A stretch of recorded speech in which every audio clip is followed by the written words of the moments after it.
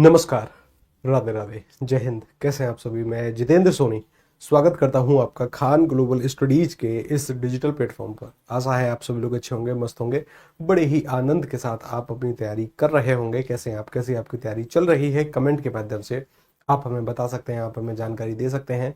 साथ के साथ आपको अपनी सेहत, स्वास्थ्य दोनों के बारे में बताना है कि सेहत कैसी चल रही है, स्वास्थ्य कैसा है आपका, आप कैसे हैं, तैयारी कैसी चल रही है।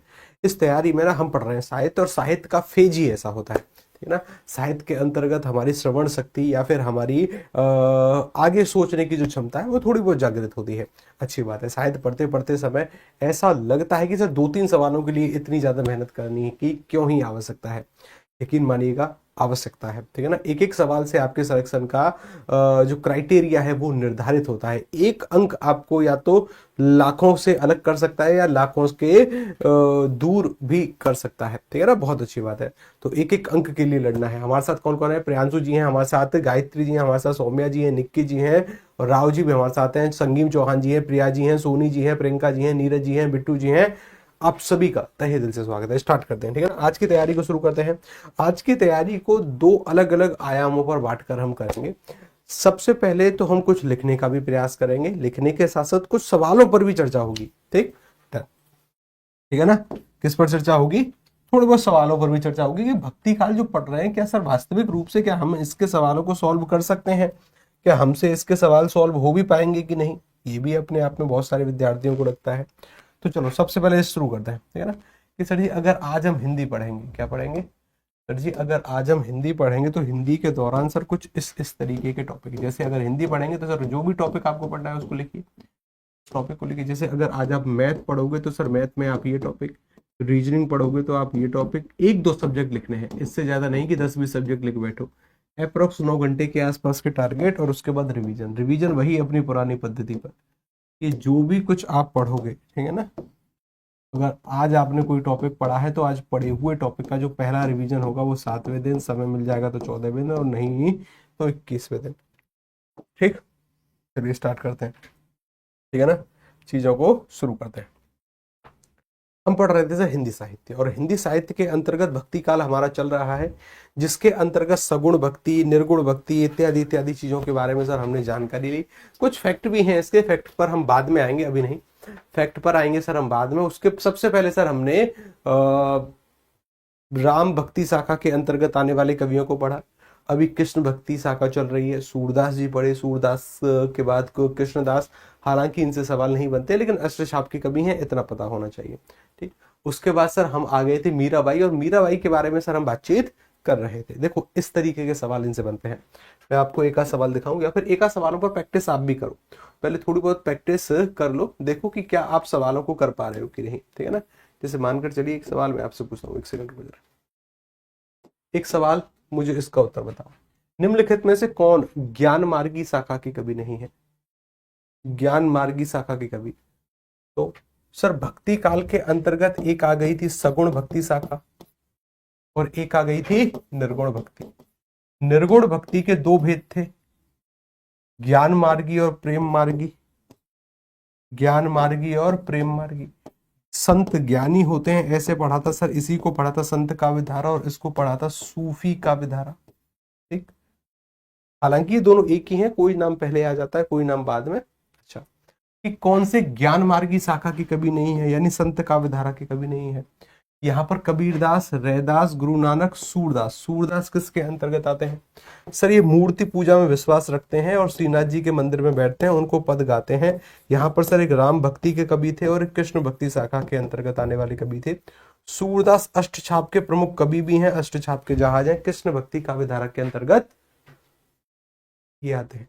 इनका सटीक उत्तर क्या होगा? सूरदास। कितनी रचनाएं मिलती हैं सूरदास जी की? 25। कितनी रचनाएं हैं? 25। प्रमुख कितनी है? 3। कौन कौन सी हैं? सूर सागर, सूर सारावली, साहित्य लहरी। ये 3 रचनाएं इनकी प्रमुख। गुरु नानक, रैदास, कबीरदास ये मूर्ति पूजा में विश्वास नहीं रखते। ये कहते हैं कि जहां पर रहकर तुम जिस तरीके मतलब मानवों की सेवा करो, प्राणियों की सेवा करो, ईश्वर की प्राप्ति हो जाएगी। भले ही तुम्हारा जन्म किसी निम्न जाति में हुआ हो या किसी उच्च जाति में, कोई फर्क नहीं पड़ता। सेवा करो बस, ठीक है ना। इन दोनों का लक्ष्य ही था ईश्वर की प्राप्ति, तरीके अलग। इनका तरीका था कि सर हमारे पास एक मंदिर होना चाहिए, ईश्वर प्राणियों की सेवा करना परम कर्तव्य है, लेकिन हमारे पास एक ऐसा स्थान होना चाहिए कि जिसने हमको बनाया उसकी आराधना हम कर सकें। या कभी जब हम अकेले फील होते हैं या अकेला फील करते हैं तो किसी के सामने बैठकर रो सकें, बात कर सकें कि हाँ हमारी व्यथा ये है, ताकि हम अपने आप को अकेला फील ना करें। ठीक, तो सूरदास जी इस कैटेगरी के कवि हैं और बाकी के इस कैटेगरी के। कि सर हमें पता है कबीरदास, रैदास, गुरु नानक ये कौन है?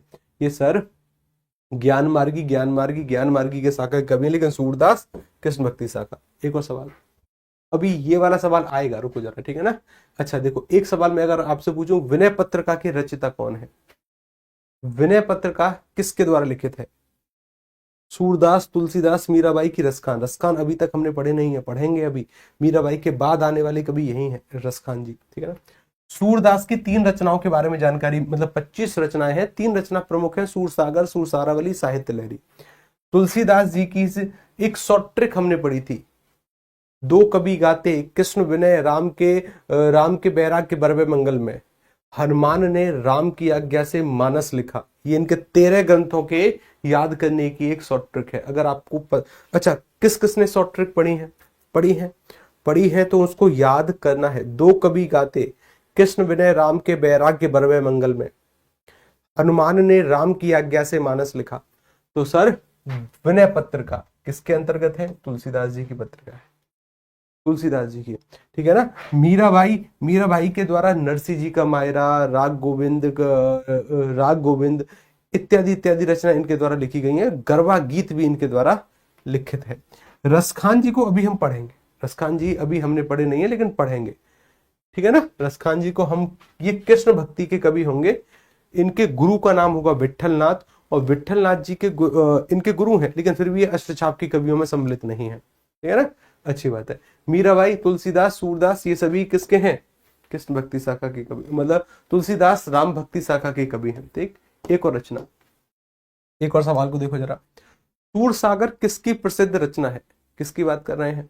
सूरसागर। तो सर अगर सूरसागर के बारे में बातचीत होगी तो आपको पता होना चाहिए ये सूरदास के द्वारा लिखित उनकी एक प्रमुख रचना है। सूरदास के द्वारा 25 रचनाएं हमें देखने को मिलती हैं, जिसमें से 3 प्रमुख हैं, सूरसागर, सुरसारावली और साहित्य लहरी। सर ये किसके द्वारा है? सूरदास। ये रैदास जी का नाम क्या है? संत रविदास। कौन है? संत रविदास, संत रविदास। अच्छा, संत रविदास के गुरुजी का नाम, संत रविदास जी के गुरुजी का नाम याद आ रहा है कुछ?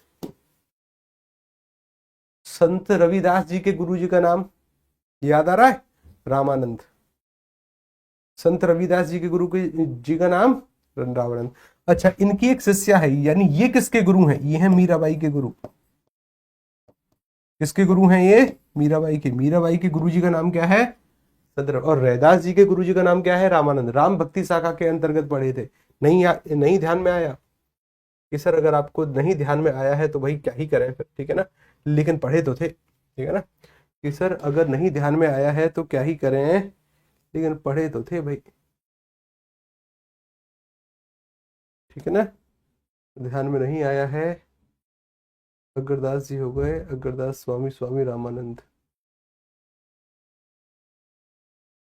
किधर गए किधर गए? देखो, तो स्वामी रामानंद जी के बारे में पढ़ा था तो कहा कि ये अपने से निम्न, मतलब ये निम्न जाति के इनके खूब शिष्य रहे हैं, जैसे कबीरदास हैं, रैदास हैं, धन्ना। कबीर जी के गुरु का नाम क्या है? साकी शब्द रमेनी। ये इन्हीं की रचनाएं आएंगी आगे चलकर, ठीक है ना, रामानंद जी। ठीक, अभी हम किसके बारे में बातचीत कर रहे थे? अभी हम बातचीत कर रहे थे एक सवाल के बारे में। इसके बारे में, एक सवाल के बारे में आपकी और हमारी बातचीत चल रही थी। ठीक, अच्छी बात है, आगे चलो जरा। कि बीजक किसकी रचनाएं हैं? बीजक, अभी ये आप आगे पढ़ोगे कि बीजक किसकी रचनाओं का संग्रह है, तो हमें पता चलेगा कि सर ये बीजक जो है ना, कबीरदास की 3 रचनाओं को मिलाकर इनके शिष्यों के द्वारा उनका संकलन किया जाएगा। शिष्य इनको मिलाएंगे। एक आ जाएगी साखी, कौन सी आएगी? साखी। एक आ जाएगी सर सबद, कौन सी आएगी? सबद। और एक आएगी रमैनी। साकी, सबद, रमैनी, इन 3 रचनाओं के संग्रह को कहते हैं बीजक। कबीरदास जी की रचनाओं के संग्रह को कहते हैं। कबीरदास जी के गुरुजी का नाम रामानंद। कौन है? रामानंद जी। रामानंद जी रैदास जी के भी गुरु हैं। ठीक, अच्छी बात है। बीजक। अगला सवाल कि रामचरितमानस की भाषा क्या है? रामचरितमानस की भाषा मैथिली है। याद करो, मैथिल कोकिल कौन पढ़े थे? मैथिल कोकिल कौन पढ़े थे? भूल गए, ठीक है ना, भूल गए। नींद आ रही है सर। क्या आ रही है? नींद। कई भैंस पानी में। खड़ी बोली, खड़ी बोली मानक रूप है हिंदी का। खड़ी बोली मानक रूप है हिंदी का। रामचरितमानस की भाषा क्या है? अवधी। रामचरितमानस की भाषा क्या है? अवधी। विनय पत्र का किसमें है? ब्रज में। ठीक है ना, तुलसीदास की है विनय पत्र का। दो कवि गाते कृष्ण विनय राम के बैराग्य पर मंगल में। ठीक। हाँ, यानी सर अगर हम बातचीत करें ब्रज भाषा, ये सूरदास, मीराबाई और रसखान की भाषा रही है। यानी इनकी प्रमुख भाषा ये रही है। हालांकि भी मीराबाई के द्वारा कुछ कुछ राजस्थानी, क्योंकि राजस्थान से थी, जोधपुर से थी, उसके मतलब जोधपुर के पास है मेड़ता, कुड़की गांव है, ठीक है ना। अच्छा, पंजाबी और गुजराती का भी प्रभाव। रसखान जी के द्वारा भी ब्रज। अवधी गोस्वामी तुलसीदास ने अपने महाकाव्य रामचरित की भाषा इसी में करी है। खड़ी बोली ये आधुनिक हिंदी का आधार है। मैथिली विद्यापति। विद्यापति क्या है? मैथिल कोकिल कहते हैं इनको। अच्छा, कि सर भ्रमर गीत सार ये किसकी कृति मानी जाती है? सूरदास, नंददास, परमानंद दास की कुमन दास। अच्छा देखो, ये चारों नाम सुनकर कुछ ध्यान में आया? अष्टछाप के कितने कवि होते हैं? अष्टछाप के कितने कवि होते हैं? अष्टछाप के कवियों की संख्या थी 8। कौन कौन से? वल्लभाचार्य के 4 शिष्यों का नाम बताओ। वल्लभाचार्य के 4 शिष्यों का नाम बताओ। यानी अगर मैं पूछूं कि भाई सूरदास जी के गुरु जी का नाम क्या है? वल्लभाचार्य। कि भाई वल्लभाचार्य के 4 शिष्य। सूरदास कुंभ के मेले में गए, कृष्ण कृष्ण नाम जपा, परमानंद की प्राप्ति हुई। कि सूरदास जी कुंभ के मेले में गए, कृष्ण कृष्ण नाम जपा, परमानंद की प्राप्ति। यानी सूरदास, कुम्मनदास, कृष्णदास, परमानंद दास। एक थे विठलनाथ, और विठलनाथ के 4 शिष्यों के नाम क्या है? कि विठलनाथ की छीत स्वामी जी ने गोविंद गोविंद नाम जपा। छीत स्वामी जी ने गोविंद नाम जपा। गोविंद नाम जपने के बाद प्रभु ने दर्शन नहीं दिए तो नंद बाबा से सिफारिश लगाई, तब जाकर चतुर्भुज रूप के दर्शन हुए। ठीक, तब जाकर चतुर्भुज रूप। यानी सर ये जो चीजें हैं ना, सूरदास, नंददास, परमानंद दास, कुमनदास, ये अष्टछाप के ही कवि हैं। भ्रमर गीत परंपरा की शुरुआत जो होगी, भ्रमर गीत परंपरा की शुरुआत जो होगी, भ्रमर गीत परंपरा की शुरुआत जो होगी सूरदास जी के द्वारा, ठीक है ना। एक भ्रमर दूत करके आएगी, वो नंददास जी भी करेंगे, लेकिन इसका जो उत्तर क्या होगा? सूरदास। इसका उत्तर क्या होगा? इसका जो उत्तर हो जाएगा सूरदास। भ्रमर गीत जो परंपरा है ना, यहाँ पर उद्धव और गोपियों का संवाद संकलित है, ठीक है ना। कि भ्रमर गीत के बारे में बातचीत करेंगे, यहाँ पर उद्धव और गोपियों का संवाद संकलित है, ठीक है ना। हाँ, इन्होंने भी एक भ्रमर गीत नामक एक रचना करी है नंददास जी ने, लेकिन जो सूरदास के भ्रमर गीत से भिन्न है। मैंने कहा ना कि ये जो नंददास है ना, इन्होंने भी एक इसी प्रकार की रचना करी है, लेकिन वो इससे भिन्न है, इससे अलग है। अगला सवाल, निम्नलिखित में से कौन प्रेमाश्रयी शाखा के कवि हैं? प्रेमाश्रयी मतलब सर, प्रेमाश्रयी का मतलब क्या है? सूफी। सूफी काव्यधारा। और सूफी काव्यधारा के अंतर्गत जितने भी कवि हुए हुए हैं ना, ज्यादातर मुस्लिम कवि हैं, ठीक है ना। अच्छा, कबीरदास, जायसी, तुलसीदास की सूरदास। किसे? सूरदास तो कृष्ण भक्ति शाखा के कवि हैं, तुलसीदास राम भक्ति शाखा के कवि हैं, मलिक मोहम्मद जायसी हैं, और कबीरदास हैं। कि सर कौन होंगे? मलिक मोहम्मद जायसी। कौन होंगे? मलिक मोहम्मद जायसी। यानी अगर हम बातचीत करें जायसी जी की, ये प्रेमाश्रयी, प्रेमाश्रयी मतलब सूफी, ये प्रतिनिधि कवि माने गए हैं। इनकी प्रमुख रचना कौन सी है? पद्मावत। पद्मावत है, अखरावट है, आखिरी कलाम, ये इन्हीं की रचना आएगी। कबीरदास ज्ञान मार्गी शाखा के, यानी मूर्ति पूजा में विश्वास नहीं रखते, लेकिन संत काव्यधारा जिसको ज्ञान मार्गी कहते हैं उससे हैं। ये राम भक्ति से और ये कृष्ण भक्ति से। अगला सवाल, मैंने कहा राग गोविंद और नरसिंह जी का मायरा, पढ़ चुके हो आप इनको? कि सर राग गोविंद और नरसिंह जी का मायरा कह लो, चाहे गरबा गीत कह लो, या राग सोरठे के पद कह लो, ये सभी मीराबाई के द्वारा लिखित हैं। और ये सभी मीराबाई के द्वारा लिखित हैं, तो मीराबाई। अच्छा, सूरदास जी के गुरु जी का नाम वल्लभाचार्य, वल्लभाचार्य। अच्छा, मीराबाई जी के गुरु जी का नाम रैदास या संत रविदास, बात वही है। अच्छा, कि सर रैदास जी के गुरुजी का नाम रामानंद। कौन होंगे? रामानंद। ठीक। कि सर रसखान जो है ना, रसखान जी के गुरुजी का नाम क्या है? बल्लभाचार्य के एक पुत्र हैं जिनका नाम है विठलनाथ। कौन हो जाएंगे? विठलनाथ। अब देखो ध्रुवदास जी के उतने जरूरी नहीं है। कि सर राग गोविंद नरसिंह जी का मायरा ना, ये मीराबाई जी की रचना है। किनकी है? मीराबाई की। कि सर सूरदास की सूरसागर साहित्य लहरी और सुरसारावली। मीराबाई कृष्ण भक्त की कवित्री हैं। इनकी प्रमुख रचना है राग गोविंद नरसिंह जी का मायरा है, मीरा पदावली भी है, और एक यहां पर लिख लो, ये भी इंपोर्टेंट है, गरबा गीत है ना, गरबा गीत। ठीक। रसखान की सुजान रसखान है और प्रेम वाटिका। आगे चलकर आएंगे, फिर हम यहां पर ऐसे पढ़ेंगे कि भाई रसखान से तो ये मिलती ही मिलती है, लेकिन प्रेम करने में रस ही रस आता है। प्रेम रसों की खान है, प्रेम रसों की खान है, यानी ऐसे हम बोलते हैं। ध्रुवदास की हितवंश परंपरा के कवि हैं, हित 84 इत्यादि इनकी एक पद संकलन है। गोस्वामी तुलसीदास का जन्म कहाँ हुआ था? उत्तर बताओ। तुलसीदास जी को आप पढ़ चुके हो, रामचरितमानस। जन्म के बारे में हमने क्या लिखा था? गोस्वामी तुलसीदास जी का जन्म किस जगह हुआ? उत्तर बताओ सभी लोग। गोस्वामी तुलसी काशी, प्रयाग, राजापुर के। देखो गोस्वामी तुलसीदास जी का जो जन्म है ना, ये चित्रकूट में हुआ है। कहाँ हुआ है? चित्रकूट। और चित्रकूट के अंतर्गत एक स्थान है जिस एक्चुअल गांव का जो नाम है ना, वो है राजापुर। क्या नाम है? राजापुर। क्या नाम है? राजापुर। यानी सर गोस्वामी तुलसीदास जी की अगर हम बातचीत करेंगे ना, तो अब देखो ये अलग अलग मत के द्वारा अलग अलग है। कुछ लोग काशी मानते हैं, लेकिन काशी में कुछ लोग इनका निर्वाण भी मानते हैं, ठीक है ना, अच्छी बात है। राजापुर एक गांव है चित्रकूट में, लेकिन यहां पर दूसरा पक्ष भी आता है। दूसरा पक्ष क्या कहता है, लेकिन कुछ विद्वान सोरो मानते हैं। सोरो कहां पर है? कासगंज के पास है, जहां गंगा नदी का किनारा है। लोग अपने पितरों की शांति के लिए वहां पर पहुंचते हैं, यानी जो अस्थि विसर्जन करने के लिए भी लोग वहां पर खूब जाने का प्रयास करते हैं। सोरो, गंगा जी, अच्छी बात है। आगे चलो। अष्टछाप के कवियों में कौन सम्मिलित नहीं है? गलत नहीं होना चाहिए।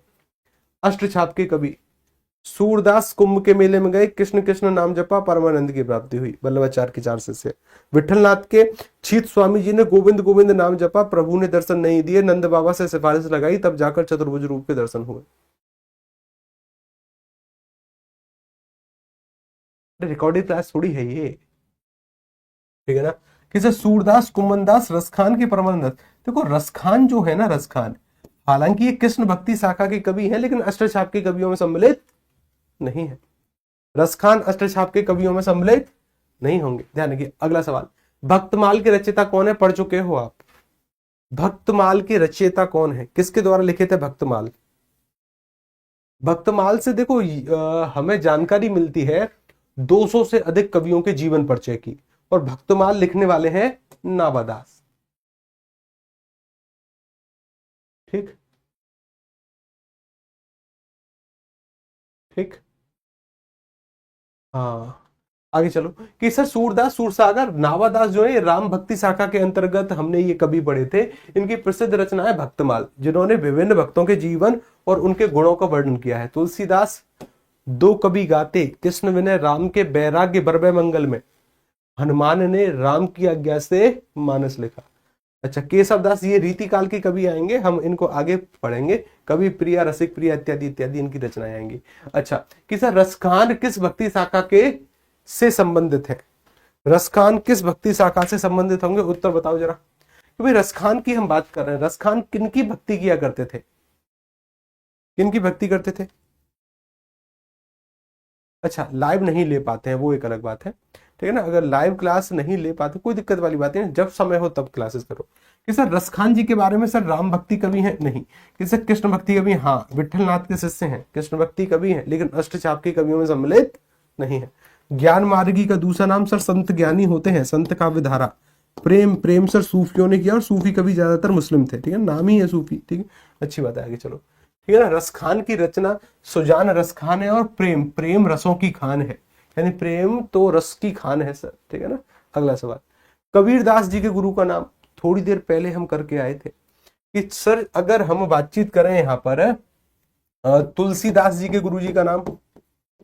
तुलसीदास, तुलसीदास जी के माता पिता ने उनका त्याग किया, क्योंकि मूल नक्षत्र में पैदा हुए थे, उन पर मूल थे, माता पिता ने त्याग किया। तो बाबा थे नरहरि दास, और नरहरि दास जी के द्वारा उनका लालन पालन हुआ, यही उनके गुरु थे। अच्छा, रामानंद जी के बारे में बातचीत कर रहे हैं, तो रामानंद जी किस किस के गुरु हैं? रामानंद जी गुरु हैं एक तो संत रैदास जी के, जिनको रविदास भी कहते हैं, और एक कबीर दास जी के गुरु जी का नाम है, किनका नाम है? कबीर के गुरु जी का नाम क्या है? यही है। और रैदास जो है ना, ये मीराबाई के गुरु हैं। किसके गुरु हैं? मीराबाई। बल्लभाचार्य किस किस के गुरु हैं? बल्लभाचार्य मुख्य रूप से सूरदास जी के गुरु हैं, लेकिन इनके 4 शिष्य थे। ये नाम यूपीएसआई ने पूछा है कि बताइए कुम्मन दास जी के गुरुजी का नाम क्या है, क्योंकि सूरदास जी कुंभ के मेले में गए, कृष्ण कृष्ण नाम जपा, परमानंद की प्राप्ति हुई, ठीक है ना, परमानंद। यानी सर सूरदास, कुम्मन दास, कृष्णदास, परमानंद दास के गुरुजी का नाम बल्लभाचार्य। विठलनाथ जी के शिष्यों का नाम, सही, विठलनाथ जी के शिष्य कौन है? एक तो देखो, पहले तो अष्टछाप के कवियों में छीत स्वामी जी एक आते हैं कि सर छीत स्वामी जी ने गोविंद गोविंद नाम जपा, यानी सर एक गोविंद स्वामी जी भी आ जाते हैं। छीत स्वामी जी ने गोविंद गोविंद नाम जपा, प्रभु ने दर्शन नहीं दिए तो नंद बाबा से सिफारिश लगाई, यानी नंद दास जी। फिर जाकर चतुर्भुज रूप के दर्शन हुए, यानी चतुर्भुज दास जी यहाँ पर हैं। और एक रसखान भी लिख लो, ठीक है ना, रसखान जी, ठीक, रसखान जी, ठीक, अच्छी बात है। ये सभी गुरु। अच्छा, मीराबाई जी के गुरु जी का नाम? मीराबाई जी के गुरु जी का नाम संत रविदास, ठीक, अच्छी बात है। और जो गुरु से सवाल बन सकता है, बल्लभाचार्य, तुलसीदास, तुलसीदास जी के गुरु जी का नाम नरहरि दास है, ठीक है ना।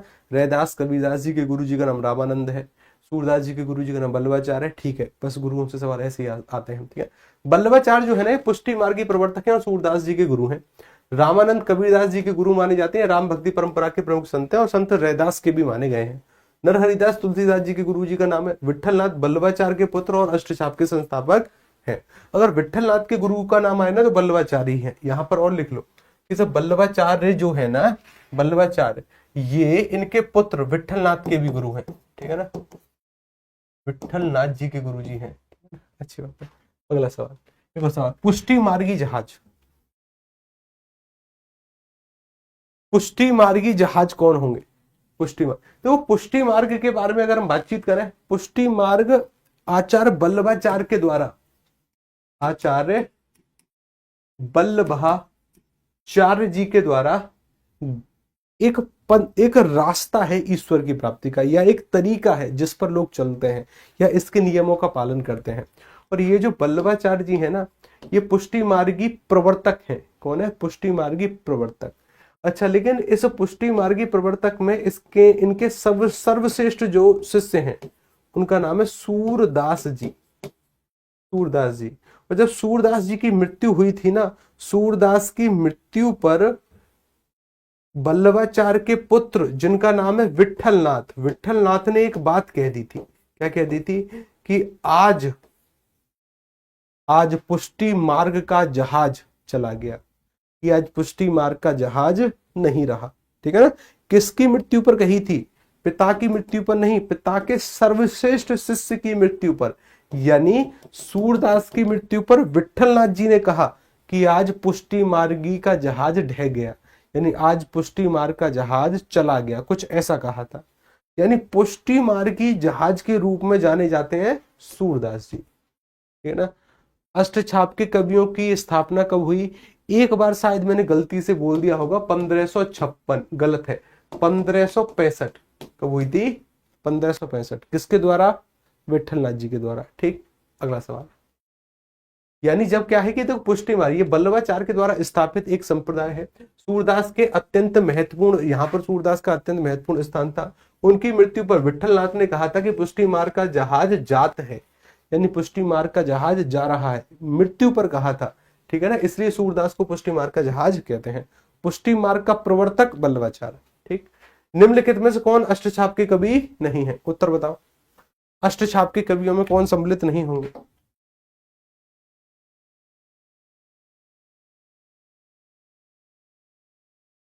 सूरदास जी को पुष्टि मार्ग जहाज पकड़ा दिया बल्लभाचार्य जी ने, हाँ। जब पुष्टि मार्ग क्या है, देखो पुष्टि मार्ग ना, इसमें नियम है बहुत सारे। कि जब आप ईश्वर की पूजा करोगे तो आप पूरी तरीके से स्वच्छ होने चाहिए। स्वच्छ मतलब कि एक ऐसे व्यक्ति के द्वारा भी आपका स्पर्श ना होना चाहिए जो बिना नहाया है, ठीक है ना। या जब आप वस्त्र पहनोगे तो ऐसे वस्त्र नहीं जो कि सिले हुए हों, सिले हुए वस्त्र नहीं, डायरेक्ट थान से बनकर वस्त्र आए उन्हीं को चीर फाड़ करके शरीर पर लपेटो। यानी ऐसे वस्त्र नहीं जहां पर बटन हो या फिर ये हो, कुछ नहीं, ठीक है ना। ये एक रास्ता है जो कि ईश्वर की प्राप्ति में लोग फॉलो करते हैं, कुछ ऐसा। अच्छी बात है। निम्नलिखित में से कौन अष्टछाप के कवि नहीं है? हित हरिवंश, हित हरिवंश जी नहीं है, ठीक है ना। कुम्मन दास है, सूरदास है, परमानंद दास हैं, ये वल्लभाचार्य के शिष्य चारों चारों। और हित हरिवंश की सर ये राधा वल्लभ संप्रदाय के संस्थापक और अष्टछाप के कवि नहीं है।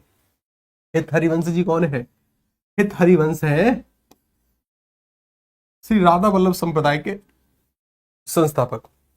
जैसे लोग वो बोलते हैं राधा वल्लभ श्री हरिवंश, तो वो यही है, हित हरिवंश जी हैं, क्योंकि राधा वल्लभ संप्रदाय की संस्थापना करेंगे। मान्यता ये है कि ये प्रभु की भक्ति में लीन थे और प्रभु की भक्ति में प्रभु को पाने के तरीके ढूंढ रहे थे, और प्रभु की भक्ति को पाने के तरीके में ढूंढने पर अलग अलग व्यक्ति से पूछ रहे थे कि मुझे प्रभु किस तरीके से प्राप्त होंगे। प्रभु यानी भगवान श्री कृष्ण की सर इनको प्राप्ति कैसे होगी? तो कैसे होगी? इसी व्याकुलता में ना एक पीपल के पेड़ के नीचे आकर बैठ गए, और पीपल के पेड़ के नीचे आकर बैठे तो एक पीपल का पत्ता गिरा, एक पीपल का पत्ता पेड़ से टूट कर गिरा, और उस पीपल के पत्ते के ऊपर राधा लिखा हुआ था। क्या लिखा हुआ था? राधा। ऐसी मान्यताएं हैं। उस पीपल के पत्ते के ऊपर लिखा हुआ था राधा। तब इन्होंने कहा कि भगवान श्री कृष्ण की प्राप्ति का जो सबसे सुगम साधन है वो क्या है? राधा जी के थ्रू हम भगवान श्री कृष्ण की प्राप्ति कर सकते हैं। तब उन्होंने एक संप्रदाय की स्थापना करी कि राधा वल्लभी संप्रदाय। राधा, या फिर अगर आप कभी जब जैसे देखो, मैं आपको एक बात बताऊं, एक कभी गौर करना, जैसे आप में से बहुत सारे जो लोग होंगे जो प्रेमानंद जी महाराज को सुनते होंगे, या फिर कभी कभी रील आती होगी, ठीक है ना, रील आती होगी, कभी जब उनके मंदिर के दर्शन होना, ठीक है ना, तो कई बार ध्यान से देखने का प्रयास करना कि एक पीपल का पत्ता सा रखा हुआ है, लकड़ी का एक पीपल का पत्ता रखा हुआ, उसके ऊपर राधा लिखा हुआ है। या वो जो लॉकेट पहनते हैं ना अपने गले में, वो एक पीपल का पत्ता है और पीपल के पत्ते के ऊपर राधा लिखा हुआ है। इस तरीके की कुछ बात है। जैसे कई बार जब रील स्क्रॉल करते हैं तो उनकी बहुत सारी रील आती हैं, कई बार गौर करना, तो वो एक पीपल का पत्ता है जिसके ऊपर राधा लिखा हुआ है, ठीक है ना। वो यही है, वो राधा वल्लभी संप्रदाय है जिनको एक पीपल के पत्ते पर राधा लिखा हुआ मिला, तब उस संप्रदाय की स्थापना हुई, ठीक है ना। अच्छी बात, आगे चलते हैं कि अखरावट और आखिरी कलाम ये किस कवि की रचनाएं हैं? अखरावट और आखिरी कलाम ये रचनाएं हैं। अब आगे चलकर आप पढ़ोगे इनको, मलिक मोहम्मद जायसी, कबीरदास नहीं, कुतुबुन नहीं, मंजन नहीं। देखो, मंजन की एक रचना है जिसका नाम है मधुमालती।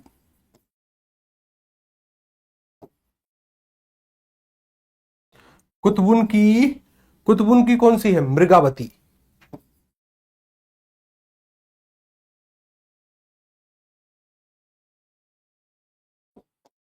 हाँ, मृगावती है, ठीक है ना। कुतुबुन की जो सबसे फेमस रचना है उसका नाम है मृगावती।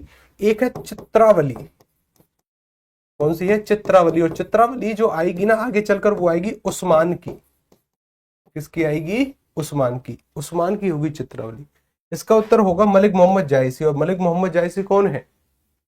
कौन है कि सर जी ये सूफी कवि यानी प्रेमाश्रयी, ठीक है ना। पद्मावत इन्हीं की है, पद्मावत, ठीक है ना। अगर हम बातचीत करें कि कबीरदास जी की रचनाओं के संग्रह को बीजक कहेंगे, साकी शब्द रमेनी, जायसी जी प्रेमाश्रयी होंगे, और इनकी जो प्रमुख रचना है वो है पद्मावत। कुतुबुन की मृगावती है, मंजन की कौन सी है? मधुमालती। और उस्मान की कौन सी है? उस्मान की चित्रावली। यानी चित्रावली उस्मान की है, कुतुबुन की मृगावती है, मंजन की मधुमालती। मंजन मधुमालती, कुतुबुन मृगावती। देखो, मंजन मंजन मंजन करती है, ठीक है ना, मंजन की मंजन, तो मंजन मधु करती है, ठीक है ना। कौन करती है? मधु। अच्छी बात है, आगे चलो कि साईं के सब जीव हैं कीड़ी कुंजर दोई। देखो, इस तरीके की पंक्ति ना अक्सर पूछी गई हैं परीक्षाओं के अंतर्गत। कुछ फेमस पंक्ति होती हैं अलग अलग कवि के द्वारा कही गई, सीधे परीक्षा में आती है। बताइए इसके लेखक कौन है? ये किसने कही है कि साईं के सब जीव हैं कि सभी के सभी साई के जीव हैं, चाहे कीड़ी है चाहे कुंजर, कुंजर कहते हैं हाथी को, चाहे कीड़ी कुंजर, दो ही का मतलब है दोनों के दोनों, कि चाहे आप सबसे छोटे प्राणी की कीड़े की बात करो यानी चींटी की बात करो, या आप हाथी यानी विशालकाय जानवर की बात करो, ये सभी साई के जीव हैं। तो कहने वाले सूरदास जी तो नहीं है, तुलसीदास नहीं है, कबीरदास जी के द्वारा ये बात कही गई, रैदास जी इस बात को नहीं कहेंगे, ठीक है ना। कबीरदास जी के द्वारा एक बात कही, यानी कबीर के दोहों से संबंधित है, कबीर का ही एक दोहा है कि साईं के सब जीव हैं, कीड़ी कुंजर दोनों, यानी दुई, ठीक है ना। किनकी है कि सर ये जो कही गई है ना, ये कही गई है कबीरदास जी के द्वारा कि साईं के सब जीव हैं, कीड़ी यानी चींटी, कुंजर यानी हाथी, ये दोनों। भक्तमाल किसकी जीवनी और भक्ति का उल्लेख मिलता है भक्तमाल में?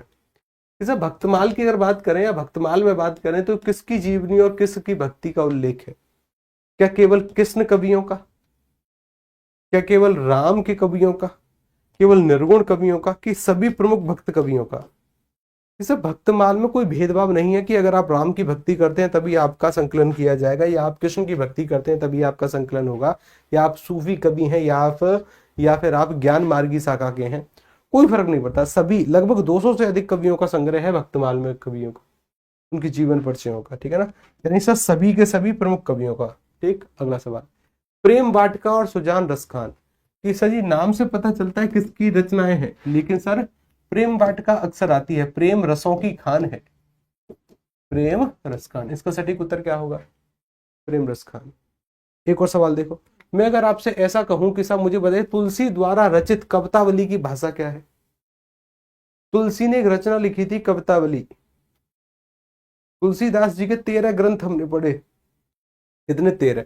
अच्छा, अवधि है, ब्रज है, खड़ी है कि मैथिली? सर मैथिल कोकिल तो विद्यापति हैं, खड़ी बोली ये नवीन, ये आधुनिक हिंदी की भाषा ये होगी नहीं, ब्रज और अवधि में ही तुलसीदास की दोनों रचनाएं मिलती है। लेकिन अगर हम कवितावली की बात करें तो कवितावली की जो भाषा निकल कर आती है कौन सी है? ब्रज।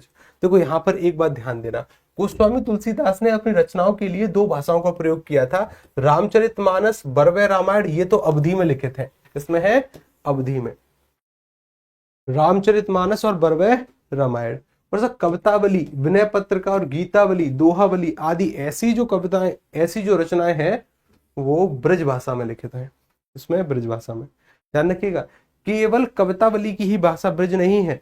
ये सवाल अक्सर एसआई के द्वारा आया है कि बताइए विनय पत्रिका की भाषा क्या है? ब्रज है, और इनके सबसे सफलतम महाकाव्य की भाषा अवधि है, ठीक है ना। ध्यान रखिएगा, गीतावली की भी दोहावली की भी भाषा ब्रज है।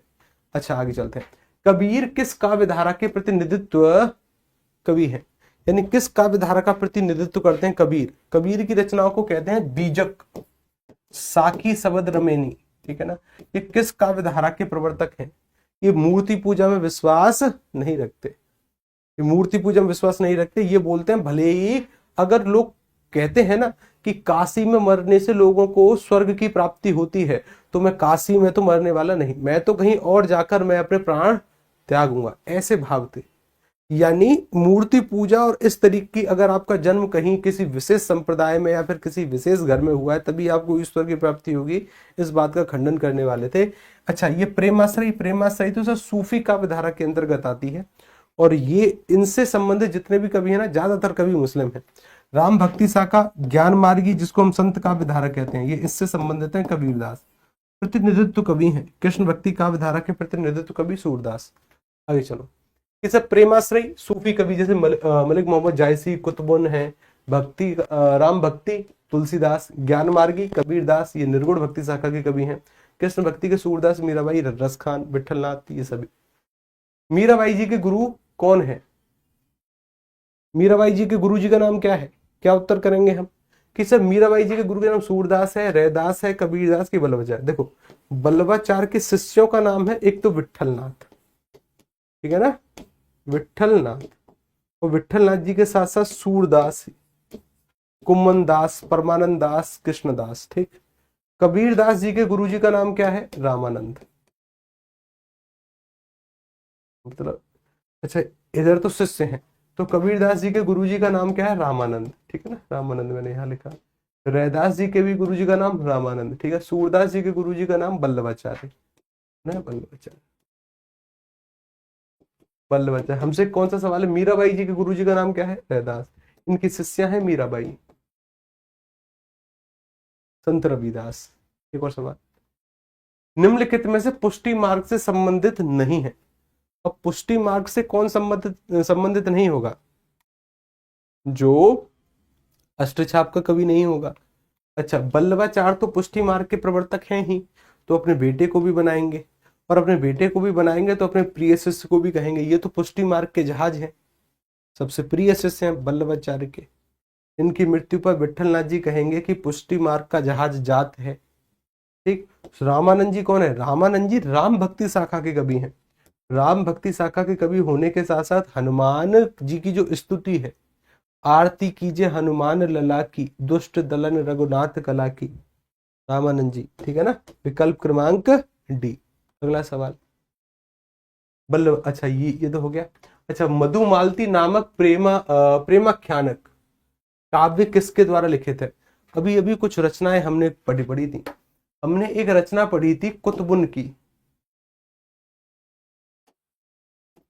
कुतुबुन की, एक पढ़ी थी उस्मान की, और एक पढ़ी थी जी आपके, कुतुबुन पढ़ी, उस्मान पढ़ी, और एक मंजन की पढ़ी थी। क्या पढ़ी थी? मंजन। तो हमने कहा था जो मंजन जी हैं वो तो मधुमालती लिखते हैं, मंजन जी तो मधुमालती लिखते हैं। उस्मान लिखते हैं चित्रावली। क्या लिखते हैं? चित्रावली। उस्मान कौन सी लिखते हैं? चित्रावली लिखते हैं। और सर कुतुबुन लिखते हैं मृगावती। कुतुबुन कौन सी लिखते हैं? मृगावती। सर ये मृगावती लिख रहे हैं। कौन सी लिख रहे हैं? मृगावती। तो मधुमालती मंजन की है। मलिक मोहम्मद जायसी, पद्मावत, अखरावट, आखिरी कलाम। आगे चलें। ठीक है ना, कि सर कुतुबुन, कुतुबुन की मृगावती है, मंजन की है सर सूफी काव्यधारा के कवि हैं मधुमालती, इन्हीं के द्वारा लिखित है। कि सर मधु मंजन करती है, ऐसे याद किया था कि सर मधु क्या करती है? मंजन करती है। अब आगे आते हैं आपके नोट्स पर, और यहाँ से अब थोड़ा बहुत लिखने का प्रयास करना। इस तरीके के सवाल बनते हैं। आगे चलकर बहुत सारे सवाल भी करेंगे हम, ये सभी सवाल ही हैं आपके। ठीक है ना, ये सभी के सभी आपके सवाल ही हैं। ठीक, चलिए। अब सर अगर अगर हम हमारे कंटेंट की तरफ आए तो मीराबाई तक सर हम पढ़ चुके थे। कहाँ तक हम पढ़ चुके थे? कि सब मीराबाई तक सर हमने पढ़ लिया था, और मीराबाई के बारे में कुछ कुछ बातें हमने जान ली थी कि सर कुड़की गांव है मेड़ता में, राजस्थान में, ये वहां से संबंधित है। रणछोड़ मंदिर में अपनी देह को प्रभु में विलीन करेंगी, ऐसी मान्यता है। माता का नाम वीर कुमारी, इंपोर्टेंट नहीं है। पिता का नाम उतना ज्यादा इंपोर्टेंट नहीं है, लेकिन दादाजी का नाम है। पति का नाम इंपोर्टेंट है, भोजराज। ठीक। नरसिंह जी का मायरा, राग गोविंद, राग सोठा के पद, गीत गोविंद का टीका, मीराबाई की मल्हार, राग विरह, गरबा गीत। ठीक। अच्छा, आगे चलते हैं। सर हमने इनको देखा था कि इनके पिता का नाम रत्न सिंह था, पति का नाम भोज सिंह था, पति की मृत्यु 7 साल के बाद हो गई, फिर ये वृंदावन आ जाएंगी, भगवान श्री कृष्ण को पति मान लेंगी। ये सभी सभी सर इनकी रचनाएं हैं। इनका जो भाव पक्ष है ना, इसके भाव पक्ष को देखिए, क्योंकि कृष्ण भक्ति काव्य धारा के अंतर्गत ज्यादातर कवियों का जो भाव पक्ष है ना, वो भगवान श्री कृष्ण को अपना सखा मानते हैं, और सखा मानकर पदों की रचना करते हैं। और जब आप किसी को सखा मानोगे ना, तो हाँ, आप ऐसी वैसी पंक्ति बना सकते हो कि कभी प्रभु का मजाक, कि भाई सखा है, सखा तो भाई हंसी ठहाके तो करेगा ही करेगा। लेकिन एक ऐसा व्यक्ति जो कि अपने आप को दास मानता है, वो कभी प्रभु की पंक्ति ऐसी बनाएगा नहीं कि उनसे मजाक कर रहा है। क्या राम भक्ति शाखा के अंतर्गत आने वाले जितने भी कवि हैं ना, सभी का जो भाव पक्ष है वो अपने आप को दास मानते हैं। क्या मानते हैं? दास। उनका भाव है दासत्व, और कृष्ण भक्ति शाखा के अंतर्गत आने वाले कवियों का भाव क्या है? वो सखा मानते हैं, जैसे सूरदास सखा मानकर पद लिखने का प्रयास करते हैं। मीराबाई सखा नहीं मानती, मीराबाई मानती हैं पति। क्या मानती हैं? पति। और पति मानकर अपने पदों की रचना करती हैं। तो सर वह पक्ष वहां पर दिखाई देगा। जैसे मीराबाई गोपियों की तरह श्री कृष्ण को अपना पति माना, और गोपियों को ही मतलब गोपियों की ही भांति मीरा माधुर भाव से श्री कृष्ण की उपासना करती हैं, यानी प्रेम संबंधित पद गाया करती हैं। मीरा का जीवन कृष्ण में था और सदैव कृष्ण भक्ति में लीन रहती थी। मीरा ने ऐसा कहा कि मेरे तो गिरधर गोपाल दूसरा ना कोई, जाके सिर पर मोर मुकुट मेरो पति सोई, कहकर पूरे समर्पण के साथ भक्ति की। मीरा काव्य में विरह की तीव्र मार्मिकता पाई जाती है। विनय एवं भक्ति संबंधी पद भी मिलते हैं। मीरा के काव्य में श्रृंगार तथा शांत रस की धारा प्रभावित होती है। ध्यान रखिएगा, एक तो श्रृंगार रस मिलता है खूब और शांत रस भी मीरा जी के काव्य में देखने को मिलता है। डन, आगे चलो। अब आ जाते हैं रसखान जी। कौन आते हैं? रसखान। ये जानकारी वो है कि जो कि सर हमें हमारी किताब में लिखनी है। क्या लिखनी है? पहले देखो इनके बारे में ब्रीफ जानकारी लो।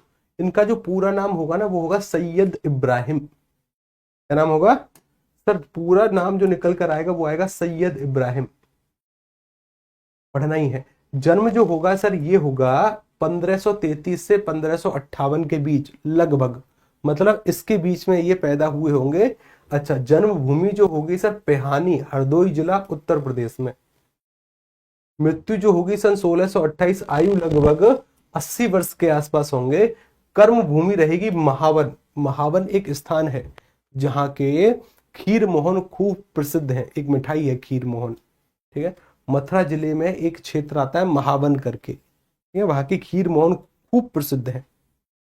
मुख्य रचना है सुजान रसखान और प्रेम वाटिका की। सब प्रेम करने में रसी रस आता है।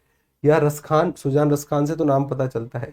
सगुण कृष्ण भक्ति शाखा के अंतर्गत है, यानी मूर्ति पूजा में विश्वास रखते हैं, कृष्ण की भक्ति करते हैं तो कृष्ण भाषा के अंतर्गत है। भाषा ब्रजभाषा आएगी। विशेष योगदान प्रकृति का वर्णन देखने को मिलेगा और कृष्ण की भक्ति करेंगे। नागरिकता भारतीय। अन्य जानकारी, भारतेंदु हरिश्चंद्र ने जिन मुस्लिम हरिभक्तों के लिए कहा था, यानी हरिश्चंद्र जी ने मुस्लिम कवियों के लिए कुछ कहा कि अगर ऐसे मुस्लिम कवि होना तो इन पर मैं कोटिन हिंदू वार दूं। यानी वो बात रसखान जी के लिए भी कही थी कि अगर ऐसे मुस्लिम कवि हों, अगर ऐसे मुस्लिम कवि हों तो इन पर कोटिन हिंदू वारूं मैं तो। कि मुस्लिम हरि भक्तों के लिए कहा था, इन मुसलमान हरि जनन पर कोटिन हिंदू वारी, ठीक है ना। अच्छा, उनमें रसखान का भी नाम सर्वोपरि है, ध्यान रखिएगा। फटाफट से लिखो इसको, ठीक है ना। फटाफट से लिखो इसको, फिर इनके बारे में डिटेल से बातचीत करेंगे। डिटेल मतलब थोड़ी बहुत और इंपॉर्टेंट बात। रसखान एक नाम डालो। रसखान नाम डालने के बाद ये वो जानकारी है जिसका संबंध परीक्षा से है। इसका पूरा नाम सैयद इब्राहिम। जन्म, जन्म भले ही आप छोड़ोगे भी तब भी ठीक है ना, कि 1533 से 1558। इसका मतलब यह है कि मतभेद वाली स्थिति है, ठीक। जन्म भूमि यानी जन्म स्थान जरूर लिखना।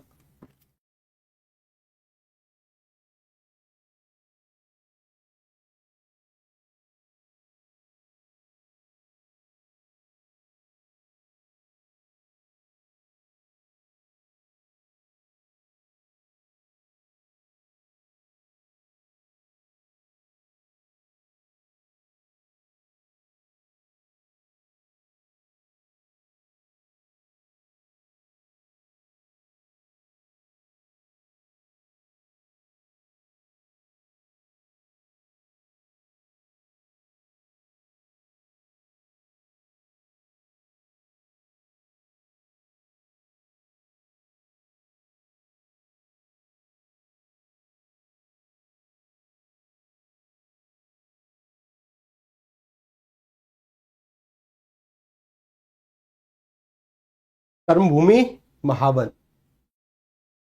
कर्म जो इनका क्षेत्र है वो है कृष्ण भक्ति काव्य। मुख्य रचनाएं सुजान रसखान और प्रेम वाटिका। प्रेम में रसी रस टपकता है। प्रेम रसों की खान है। और सुजान रस खान। विषय सगुण भक्ति शाखा के अंतर्गत आने वाले हैं। भाषा ब्रजभाषा। ब्रजभाषा, इसको छोड़ना, इसको छोड़ना, ठीक है ना। इसको लिखने का प्रयास करना। भारतेंदु हरिश्चंद्र ने जिन मुस्लिम हरि भक्तों के लिए कहा था कि इन मुसलमान हरि जनन पर कोटिन हिंदू वारिये, उनमें रसखान का नाम सर्वोपरि है। रसखान का नाम सर्वोपरि है, ठीक है ना। रसखान का नाम सर्वोपरि है। और हो जाए तो तुरंत संकेत करना, बताना कमेंट करके कि गुरुजी हो गया।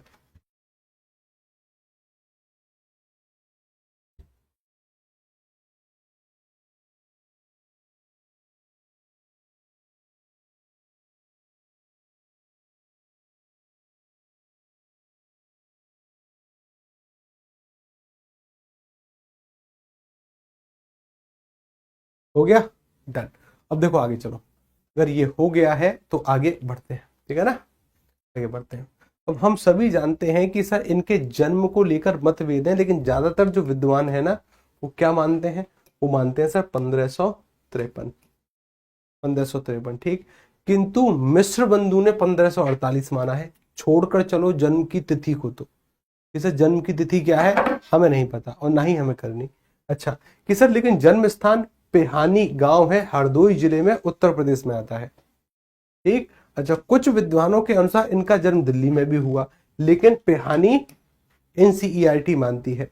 गोसाई विठलनाथ के शिष्य थे रसखान जी। कौन थे, गोसाई विठलनाथ। और विठलनाथ के शिष्य होने हैं तो यानी से कृष्ण के पद गाएंगे, कृष्ण भक्ति के अंतर्गत आएंगे, कृष्ण भक्ति के अंतर्गत आएंगे, लेकिन अष्टछाप के कवियों में सम्मिलित नहीं है कि सर अष्टछाप के कवियों में सम्मिलित नहीं है, ध्यान रखिएगा, अष्टछाप के कवि नहीं है, ठीक। अच्छा कि सर इनका उपनाम रसखान यथा नाम तथा गुण पर आधारित था, क्योंकि इनके एक एक सवैये वास्तव में रसों की खान है। ये सवैया छंद में अपनी बात कहने के इच्छुक हैं। सवैया मतलब जिसमें 22 से लेकर 26 वर्ण होते हैं, एक वार्णिक छंद है सवैया। ये सवैये वास्तव में रस की खान होते थे। सन 1618 के लगभग इनकी मृत्यु हो गई। देखो मृत्यु के बारे में यहाँ पर लिखा है 1618 और यहाँ पर एक अलग सन है 1628। क्या है 1628, अलग अलग स्थिति आती है। कुछ लोग मानते हैं 18। देखो जन्म और मृत्यु के बारे में जानकारी स्पष्ट तरीके से नहीं है, लेकिन ज्यादातर क्या है, ज्यादातर है 18। क्या है 18, आगे चलते हैं। कुछ लोग 28 भी मानते हैं, वो भी सही है, ठीक है ना, गलत नहीं है, अच्छी बात है। कि सर रसखान की दो पुस्तकें काफी प्रसिद्ध हैं, एक है सुजान रसखान और प्रेम वाटिका। सुजान रसखान की रचना जो हुई है कवित्त और सवैया छंदों में हुई है। कवित्त जो छंद है, इससे यूपीएसआई ने सवाल पूछा है कि निम्नलिखित में से कवित्त छंद का कौन सा भेद है। कवित्त के, इसको कहते हैं घनाक्षरी, इसको क्या कहते हैं घनाक्षरी। इसी को सर मालिनी कहते हैं, इसी को क्या कहते हैं मालिनी, ये सभी इसी के ही हैं। मालिनी नहीं, माफी चाहूंगा, मन हरण कहते हैं इसको। क्या कहते हैं, मन हरण, मन हरण छंद कहते हैं, ठीक है। इसके तीन भेद हैं, रूप घनाक्षरी, देव घनाक्षरी और मन हरण, ठीक है ना, ये तीन भेद हैं इसके। एक तो भेद है मन हरण, मन हरण में 32 वर्ण होते हैं, ये हमने पढ़ा। एक ऐसा रूप घनाक्षरी, रूप घनाक्षरी, और रूप घनाक्षरी में 33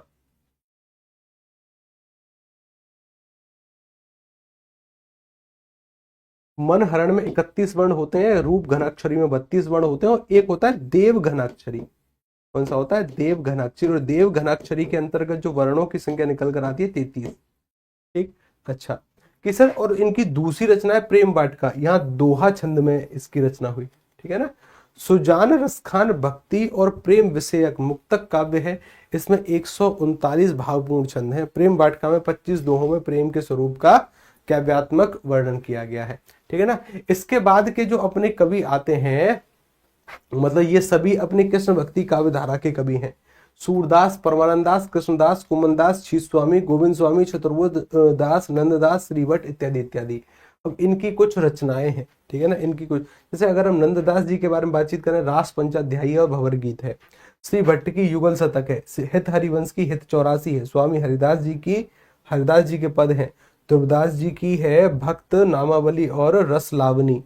मीराबाई की नरसिंह जी का मायरा, गीत गोविंद का टीका, राग गोविंद, राग सोटा के पद और गरबा गीत, ठीक है ना, कौन सी है, गरबा गीत। ये कार्य करना है आपको घर से कि कृष्ण भक्ति काव्य धारा के अंतर्गत आने वाले ये कुछ प्रमुख कवि हैं और इनकी रचनाएं इधर हैं, ठीक है ना, अच्छी बात है। उसके बाद सर आ जाएगी हमारी संत काव्य धारा, और संत काव्य धारा के बारे में हम पढ़ेंगे अब अगली क्लास से।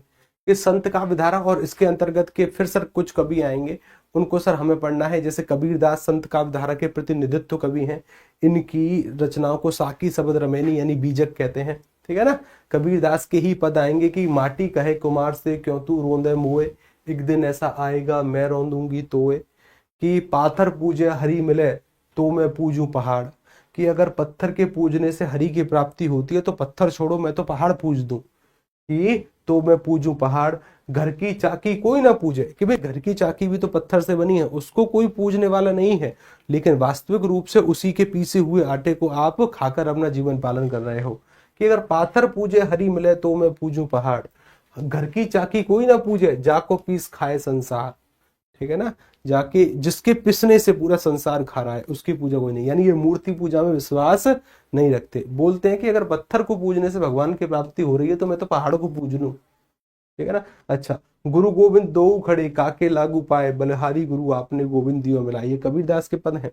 यह तन विस्की ले बेलरी गुरु अमृत की खान, शीस दियो गुरु मिले, शीस दियो जो गुरु मिले तो भी सस्ता जान, चलती चाकी देख कर दिया कबीरा रोए, दो पाटन के बीच में साबुत बचाना कोय।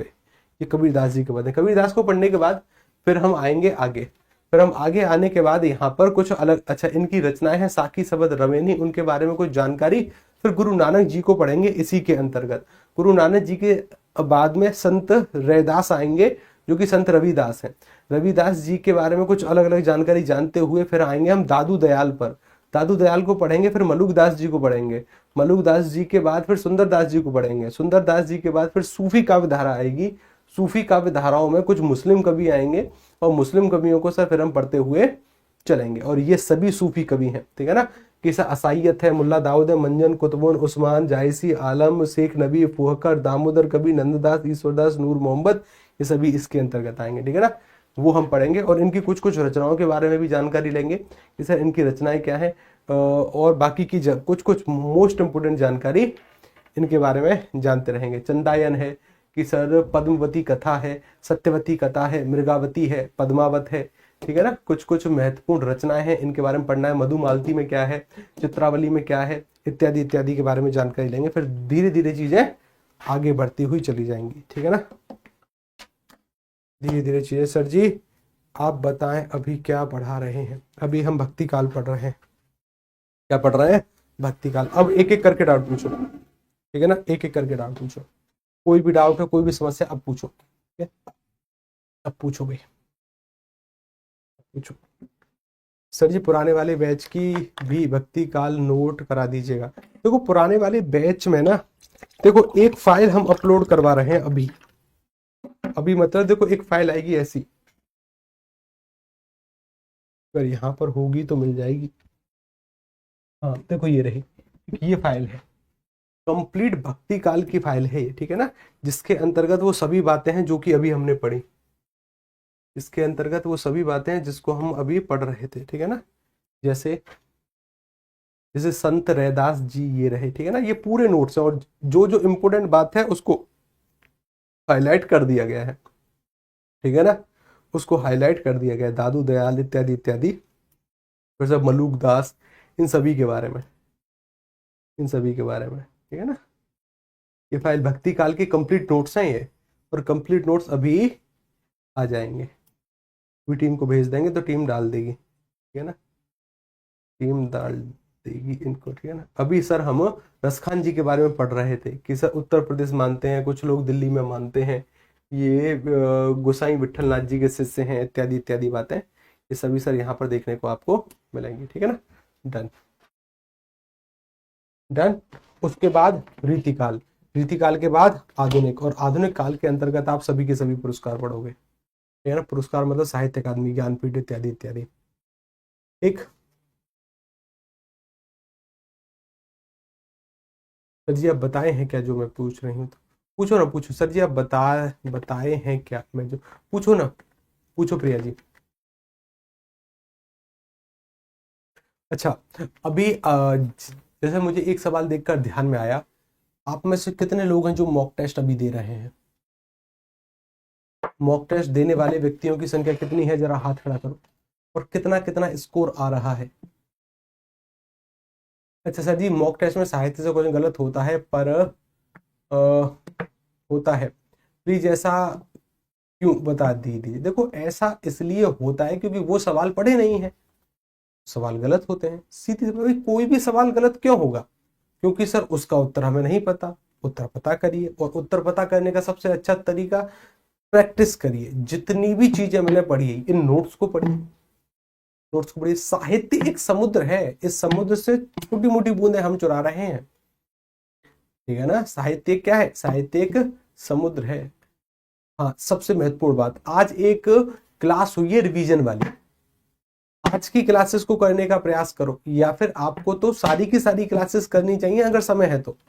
एक 11:30 बजे एक क्लास होती है UP exam Khan global studies channel पर, यानी यूट्यूब पर सर्च करना यूपी केजीएस, उसमें से आज वाली क्लास को करना, ठीक है ना। आज वाली क्लास को रिवीजन की क्लास है कि किस टॉपिक के कितने भेद हैं, चाहे संज्ञा, चाहे वर्ण, चाहे व्यंजन, चाहे आपके शब्द, चाहे आपके सर्वनाम, विशेषण, क्रिया, रस इत्यादि इत्यादि, किसके कितने भेद होते हैं और परीक्षा में आपको क्या क्या उत्तर करके आने हैं, कि कब किस आधार पर भेद कितने होंगे। इसको तुरंत उस क्लास को देखने का प्रयास करना आज ही, और आज ही उसको दुगनी स्पीड पर लगाओ और देखो। आप में से बहुत सारे लोग होंगे जो उस क्लास को पहले ही देख चुके होंगे, और देख चुके हैं तो बहुत अच्छी बात है, कॉन्ग्रेचुलेसन। उसको लिखने का भी प्रयास करना, अगर लिखने की हिम्मत नहीं है तो कोई बात नहीं है, स्क्रीनशॉट खींचो, लेकिन देखनी है आज वाली क्लास, ठीक है ना, जरूरी है। रिवीजन हो जाएगा जितनी भी चीजें पढ़ी हैं। सर जी मैं डेली करती हूँ, बहुत अच्छी बात है गुरुजी। 160 में से 120 स्कोर आ रहे हैं सर जी,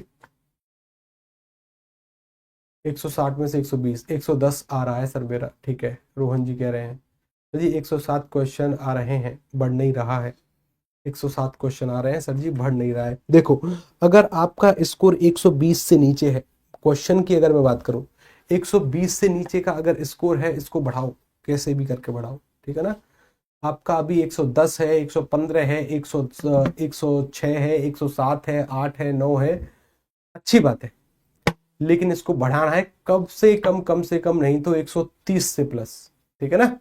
130 से प्लस स्कोर करना है, और अगर 130 से प्लस स्कोर नहीं हो रहा है, देखो वो टॉपिक कौन से हैं जिनसे नहीं हो रहा, या जो वो टॉपिक देखो जो होने में बाधा उत्पन्न कर रहे हैं, चाहे वो मैथ के हो, मेंसुरेशन, डीआई, रेशियो, सिंप्लीफिकेशन, कोई भी हो, चाहे वो रीजनिंग के हो, चाहे वो करंट अफेयर्स के हो, किसी के भी सवाल हो, प्रैक्टिस में लाओ उनको, चाहे वो हिंदी के हो, ठीक है ना।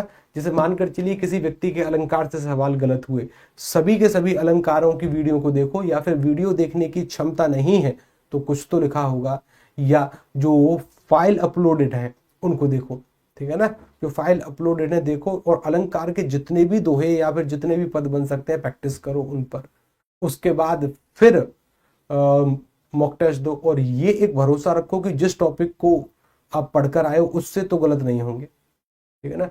कम से कम नहीं तो 130 से प्लस स्कोर आपका होना चाहिए इस बार की परीक्षा में। लोग जी जान से लगे हुए हैं हमारे कंप्यूटर। आपका स्कोर क्या है अभी, सत्य बोलना।